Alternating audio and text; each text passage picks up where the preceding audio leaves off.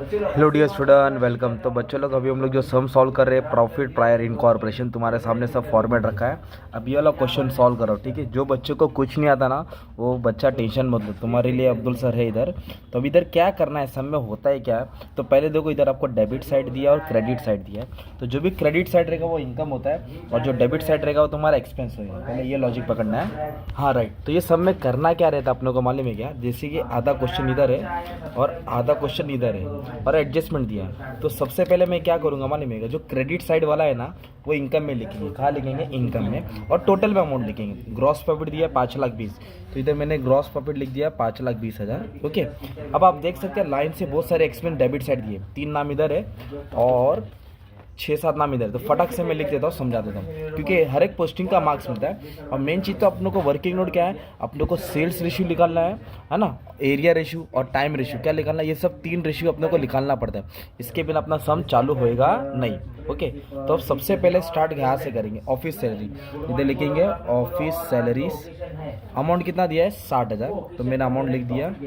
फिर selling commission, मतलब सबको बांटना है। पहले हम लोग अक्खा अमाउंट लिख देंगे, फिर बांटेंगे। फिर दिया है कैरेज आउटवर्ड दिया। ओके, कैरेज आउटवर्ड कितना दिया है? 42,250। फिर अपने को इधर क्या दिया भाई मालूम है क्या? हाँ चलेगा, कर दो। फिर दिया रेंट, रेंट का अमाउंट दिया 1,20,000। ओके, रेंट का अमाउंट दिया 1,20,000। फिर उसके बाद दिया है डिबेंचर इंटरेस्ट। ओके, इसके पीछे कहानी है, इसको अच्छे से समझा दूंगा। पहले लिख देता हूँ। पहले कुछ जिसको कुछ नहीं आता ना, इतना लिखने का। पोस्टिंग का तो मार्क्स लो, कॉपी पेस्ट का भी मार्क्स मिलता है। प्रिंटिंग और स्टेशनरी दिया है, कितना दिया है? 15,000 दिया है। ओके।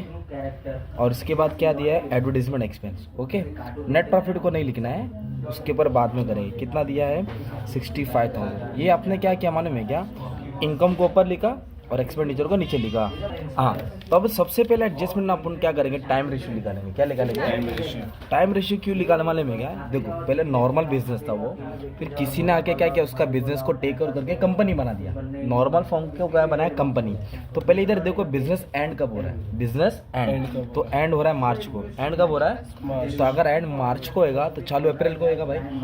एंड मार्च को तो चालू कभी कभी ना, इधर मार्च के बदले दिसंबर दिया रहेगा, तो अब यहाँ आप दिसंबर लिखेंगे। क्या लिखेंगे? तो चालू कभी होएगा मालूम है? जैन। तो अभी मार्च है, तो मैंने मार्च लिखा, इधर अप्रैल। अब इधर देखो, इधर बोला है इनकॉर्पोरेटेड। क्या वर्ड है?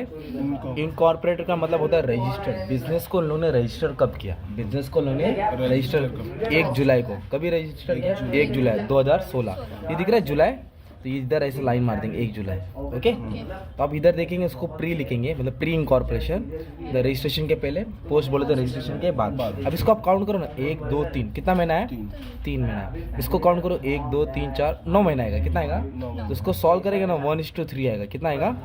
ये टाइम रेशियो हो गया। तो टाइम रेशियो क्यों लिखा माने में, जो भी ऑफिस का खर्चा रहेगा ना, कौन सा, वो टाइम में बांटेंगे। जैसे कि ऑफिस सैलरी टाइम में जाएगा, और रेंट भी किस में आएगा? टाइम में। और प्रिंटिंग और स्टेशनरी भी टाइम में, क्योंकि ये ऑफिस एक्सपेंस है, तो इसको टाइम में बांटना पड़ेगा। और फिर इसको क्या करना पड़ेगा, अपने को कैल्सी में खेलना पड़ेगा।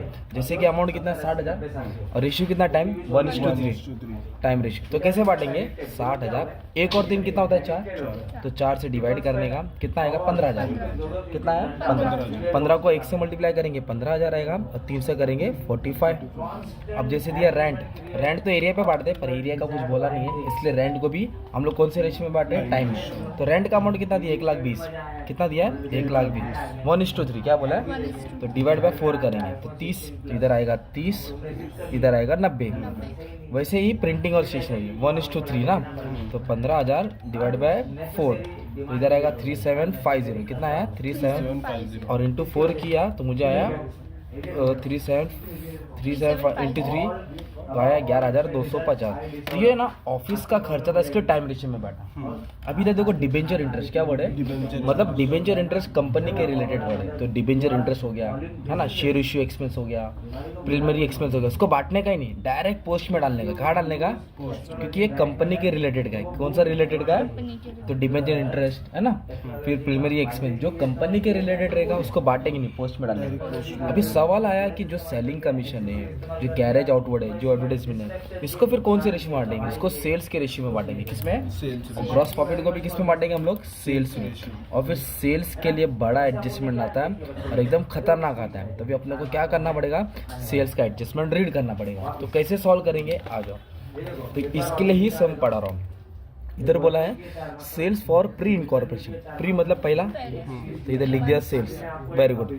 तो कितना था 5 लाख पर मंथ, मतलब हर महीने का सेल्स कितना हुआ 5 लाख। और टोटल सेल्स साल का हुआ 65 लाख, मतलब टोटल सेल्स है ना मेरे भाई 65 है। और पहले नहीं आराम से, पहले हर महीने का 5 लाख है, मतलब पहले 3 महीने का 15 लाख हो गया, पहले 3 महीने का 15 लाख। तो 65 लाख सेल्स टोटल है, जिसमें से प्री और पोस्ट, तो प्री में 15 लाख हो गया ना यार, तो 65 में से 15 गया तो 50 लाख आया। अगर मैं इसको डिवाइड करूंगा तो रेशियो मिलेगा 3:10, 5 के टेबल में 3 बार जाएगा, 5 के टेबल में 10 जाएगा। अभी ये हमको लॉजिक भी लगा सकती है कि हम राइट जा रहे हैं कि रॉन्ग जा रहे हैं। एक सिंपल क्वेश्चन बताता हूँ, देखो ये 65,000 है, ये भी 13 के टेबल में जाता है, ये 78 है, ये भी 13 के टेबल में आता है, और उसको जोड़े भी 13 नहीं आ रहा है, मतलब हमने राइट किया एक तरफ से, है ना। तो अभी जो सेलिंग कमीशन है, एडवर्टाइजमेंट है, कमीशन ऑन सेल है, बैड डेट्स है, एडवर्टाइजमेंट एक्सपेंस है, कैरेज आउटवर्ड है, ये सेलिंग रिलेटेड खर्चा होता है, इसलिए इसको किस में बांटेंगे हम लोग मालूम है, सेल्स में। अभी कैसे बांटेंगे, ये अमाउंट कितना है 78,000, 78,000 डिवाइड बाय 13 करूंगा, कितना आएगा 6, 6 3 18 हो जाएगा, है ना, और 6 10 60 हो जाएगा। वाह सिंपल। वैसे ग्रॉस प्रॉफिट को भी किस में बांटेंगे, सेल्स में। वैसे ही कैरेज आउटवर्ड को भी किस में बांटेंगे, सेल्स में। एडवर्टाइजमेंट को भी सेल्स में। इस तरह उन्होंने बांट दिया, आप देख सकते हैं ना। तो ये तुम्हारा इनकम मिला भाई। ये ऑफिस सैलरी को कौन सा खाता, ऑफिस का खर्चा था, इसलिए टाइम में बांटा। सेलिंग एक्सपेंस बेचने का खर्चा था सेल्स में। सेल्स रेशियो तो था नहीं, अपन ने दिमाग लगा ना, जिस तरह आप लोग बांटेंगे, फिर ये टोटल को क्या करेंगे, माइनस करके नेट प्रॉफिट आ जाएगा। तो ये हो गया प्री और पोस्ट। क्या हो गया, अभी मैं तुमको एक लिस्ट दे देता हूँ ताकि तुमको आइडिया आएगा कि कौन सा किस में बांटा। जो भी ऑफिस का खर्चा रहेगा, कौन सा 4 दीवार का खर्चा है, वो टाइम में बांटेंगे, और जो बेचने का खर्चा रहेगा वो सेल्स में है, और जो कंपनी के रिलेटेड रहेगा उसको बांटेंगे नहीं, डायरेक्ट पोस्ट में। और जो वेंडर करेगा, पहले करेगा, कभी करेगा, मतलब वेंडर नाम आया तो प्री में डालना, कंपनी आया तो पोस्ट, और ऑफिस का खर्चा रहेगा तो ये नाम याद करना है, ये फॉर्मेट याद कर लेने का ना। तो हमने टाइम रेशियो निकाला, सेल्स रेशियो निकाला, ऑफिस का खर्चे को टाइम में बांटा, सेल्स का खर्चे को।